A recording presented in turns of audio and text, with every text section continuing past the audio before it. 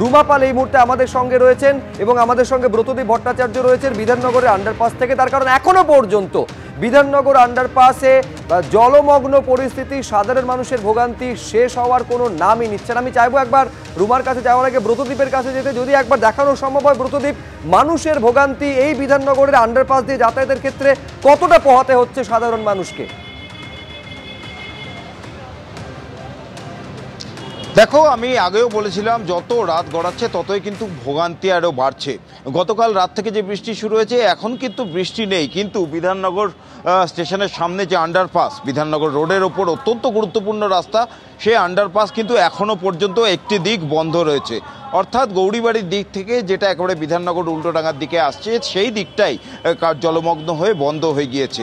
বাকি যান চলাচল, অর্থাৎ এই রাস্তা দিয়ে যে যান চলাচল করার কথা ছিল সেটা পাশের ফ্ল্যাগ দিয়ে, অর্থাৎ বিধাননগর স্টেশনের সামনে থেকে যেটা গৌরীবাড়ি বা হাতিবাগান যায়, সেই দিক দিয়ে দুই দিকেরই গাড়ি পাস করানো হচ্ছে, যার ফলে সাময়িক এখানে একটা যানজটটা তৈরি হয়েছে। কারণ গোটা শহর জলমগ্ন, গোটা শহরে উত্তর কলকাতার কোথাও বাস অটো এগুলো চলছে না। স্বাভাবিকভাবেই যারা যাত্রী, অফিস যাত্রী, যারা বাড়ি ফিরবেন, তারা কিন্তু এই বিধাননগরের ওপরেই নির্ভর করে রয়েছেন। একদিকে রেল স্টেশন এবং অন্যদিকে বাস স্ট্যান্ড, অটো স্ট্যান্ড রয়েছে। যদিও আজকে অন্যান্য দিনের তুলনায় বিধাননগরে বাসের সংখ্যা একেবারেই কম দেখা যাচ্ছে, অটোর সংখ্যাও কিন্তু হাতে গোনায় বলা চলে। এই অবস্থার মধ্যে বহু মানুষ রাস্তায় দাঁড়িয়ে আছেন, এখনো বাড়ি ফিরতে পারছেন না।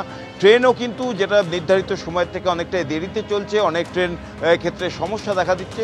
সেই অবস্থায় এখন কিভাবে তারা বাড়ি ফিরবেন সেই ভেবেই কিন্তু তারা চিন্তায় পড়েছেন বহু মানুষজন।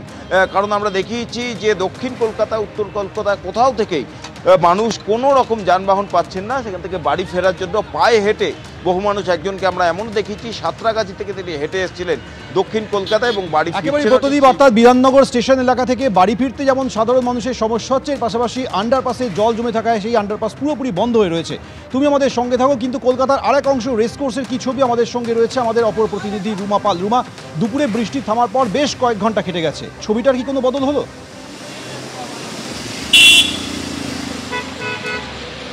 দেখো, রাত 10টা বেজে গিয়েছে এবং রাত 10টার পরও কিন্তু রেস কোর্সে একেবারে জল থইতে, সেই ছবিটাই তুলে ধরবো। একদিকে যেমন ভিক্টোরিয়া রয়েছে, অন্যদিকে একদম রেস কোর্সের এই রাস্তা ধরেই যে গাড়িগুলো যাচ্ছে দেখতে পাচ্ছ, একেবারে জল থইতই অবস্থার, সমুদ্রের ঢেউয়ের মতো পুরো জল রয়েছে। এখনও কিন্তু এই চত্বরে, এই ঠিক রেস কোর্সের এই জায়গায় কিন্তু জল নামেনি, কোনোভাবেই জল নামেনি। গাড়ি যাচ্ছে, স্লথ গতিতে যাচ্ছে। এখন গাড়ির সংখ্যা আমরা দেখতে পাচ্ছি, কিন্তু জ্যামও রয়েছে। রাত 10টা বেজে যাওয়ার পরও কিন্তু এই জল নিয়ে যখন গাড়িগুলো যাচ্ছে তখন কিন্তু একদম জ্যামের মুখোমুখিও হচ্ছে। এবং যেহেতু একদম রেস কোর্স এরিয়া, এখান থেকে গাড়ি এগোচ্ছে, কিন্তু জল জমে রয়েছে।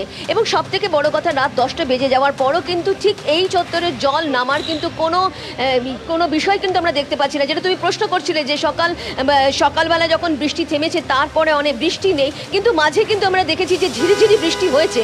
কিন্তু তা সত্ত্বেও দেখা যাচ্ছে যে রেস কোর্সে রাত 10টা বেজে যাওয়ার পরও কিন্তু দেখা যাচ্ছে একেবারে সমুদ্রের ঢেউয়ের মতো জল রয়েছে।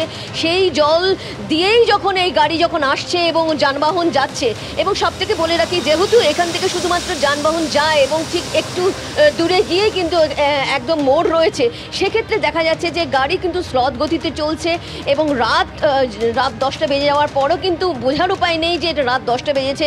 এবং সেক্ষেত্রে একেবারে জল রয়েছে, চারিদিকে জল রয়েছে। এখান থেকে অনেকেই দেখা যাচ্ছে যে অনেকেই হেঁটে হেঁটে যাচ্ছে বাড়ির দিকে। এবং অন্যদিকে বলে রাখি যে রাস্তা দিয়ে যেহেতু গাড়ি যাচ্ছে, সেই গাড়ির কিন্তু গতি আরও একবার বলে দিই কি, গাড়ি কিন্তু একেবারে খুব ধীর গতিতে যাচ্ছে। কিছুটা এগিয়ে কিন্তু একেবারে মোড় রয়েছে এবং সেখানে কিছুটা যাওয়ার আগে কিন্তু দেখা যাচ্ছে যে ট্যাক্সিগুলো যাচ্ছে, যেখানে খালি ট্যাক্সি যাচ্ছে এবং অনেকেই কিন্তু দেখা যাচ্ছে যে ট্যাক্সিকে জিজ্ঞাসা করলেও কিন্তু সেই ট্যাক্সি কিন্তু তাদের গন্তব্যস্থলে নিয়ে যাচ্ছে। এই জলের মধ্যে আমরা সকাল থেকে দেখেছি যে একাধিক ট্যাক্সি এই জলের মধ্যে বিকল হয়ে গেছে এবং এই অবস্থায় রাত্রিবেলা জল ঠেলে একের পর এক গাড়ি এবং বাইক, ট্যাক্সি সেগুলো চলছে ঝুঁকিকে সঙ্গী করে।